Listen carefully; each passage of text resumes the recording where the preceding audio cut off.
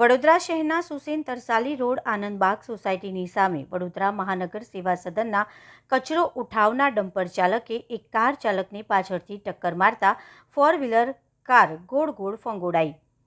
Dumper ચાલક ત્યાંથી ભાગી જવાની કોશિશ કરેલ પાછળથી આવતા બાઇક ચાલકે જાગૃત નાગરિક તરીકે પોતાની ફરજ બજાવતા આગળ જઈને ડમ્પર ચાલકને ઊભો રાખ્યો। અકસ્માતથી ઘટના સ્થળે લોકોના ટોળા એકત્રિત થઈ ગયા હતા અને ડમ્પર ચાલકને મેથી પાક આપવામાં આવ્યો હતો। ડમ્પર ચાલક ત્યાંથી ભાગી જતા અન્ય એક યુવાન ક્લીનર ડમ્પરમાં બેસેલ જેને નીચે ઉતારીને આ નિર્દોષ યુવાનને પણ લોકોના ટોળાએ ભેગા થઈને માર માર્યો। ફોર વ્હીલર અને અન્ય બે વાહનોને ટક્કર માર્યા બાદ આ ડમ્પર ચાલક લોકોના ટોળા ભેગા થઈ જતા માર મારવાના બીકના કારણે ત્યાંથી નાસી ગયા।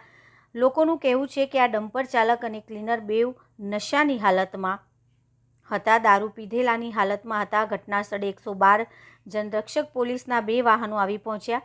દૂર દૂર સુધી અકસ્માતના લીધે ટ્રાફિક જામના દ્રશ્યો જોવા મળ્યા હતા। ઘટના સ્થળે વિસ્તારના કાઉન્સિલર ઘનશ્યામભાઈ પટેલ આવી પહોંચ્યા હતા, જેમણે જણાવ્યું કે અગાઉ પણ આ રીતની ઘટનાઓ થઈ છે। ડમ્પર ચાલકો બેફામ બન્યા છે, પોલીસ કમિશનરના જાહેરનામાનો ભંગ કરે છે। ડમ્પર અને ક્લીનરને મકરપુરા પોલીસ સ્ટેશન ખાતે લઈ આવવામાં આવ્યા છે। ડ્રાઈવરની શોધખોળ મકરપુરા પોલીસ સ્ટેશન દ્વારા શરૂ કરી દેવામાં આવી છે। અન્ય આગળની કાર્યવાહી હાથ ધરવામાં આવી છે।